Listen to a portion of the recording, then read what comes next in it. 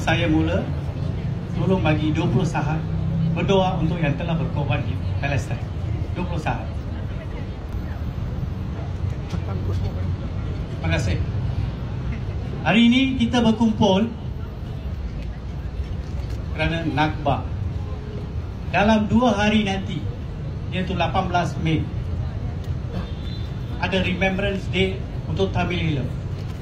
1 hari dibunuh, rakyat dibunuh di Sri Lanka.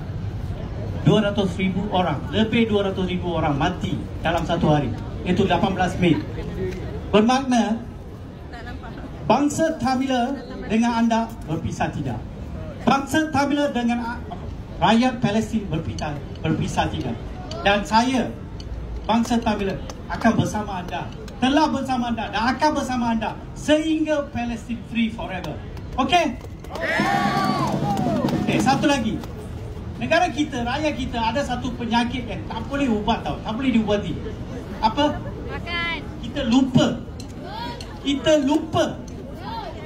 Hari ini kita kumpul, besok kita lupa. So untuk nak ingatkan rakyat kita selalu, saya akan buat satu monumen, iaitu peta Gaza dan juga peta Sri Lanka, Tamil Eelam. Dan saya sokong anda, saya harap anda akan sokong dalam isu ini. Sebab saya nak ingatkan setiap hari kerana genosida telah berlaku di Tamil Eelam dan juga di Palestin. Dan sedang berlaku. Kenapa kami bersuara? Kenapa saya bangsa Tamil bersuara? Sebab apa yang anda melalui sekarang, kami dah lalui. Kami tahu bagaimana perasaan itu. Kami tahu bagaimana kita tak larat melihat orang depan mata kita mati kita, tapi kita tak larat buat apa-apa. Dan satu lagi lah, tengok solidariti yang saya join. Orang tanya, "Oi Mike, you buat solidariti, you menentang Amerika, tarif naik, masa you orang lah?" Saya bagi tahu mereka lah, sedikit mangkuk-mangkuk kat luar sana, yalah tarif naik, kita tak apa, kita bukannya gantung 100% pada Amerika. Saya yakin kepada negara kita, saya yakin pada diri saya. Tanpa kalau naik 1,000 pun saya tak rasa. Boleh? Tak apa. Dan ada juga segelintir mangkuk, dia kata, Amerika ada senjata nuklear, senjata sangat baik.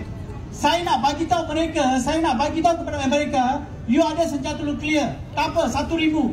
Tetapi di Malaysia ada senjata lebih berbahaya daripada nuklear itu.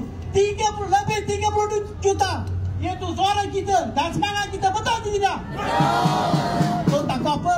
Karena Donald Duck, dia bukan Donald Trump, bagi saya dia Donald Duck. Kalau Donald Duck datang pun tak apa. Saya tak takut you orang. Kita mati sekali, biar mati untuk peri kemanusiaan. Boleh? Okey, sebelum ini saya pernah bagi tahu, saya halau Donald Trump, Donald Duck. Kalau saya kata Foda Day, tapi sekarang kita cabar dia, datanglah sini. Tak apa. Okey, saya akan cakap Donald Duck. You cakap Foda Day. Donald Duck. Foda Day. Donald Duck. Foda Day. Donald Duck. Foda Day. Bangsa Tamil bersama anda sehingga Palestin bebas selama-lamanya. Terima kasih.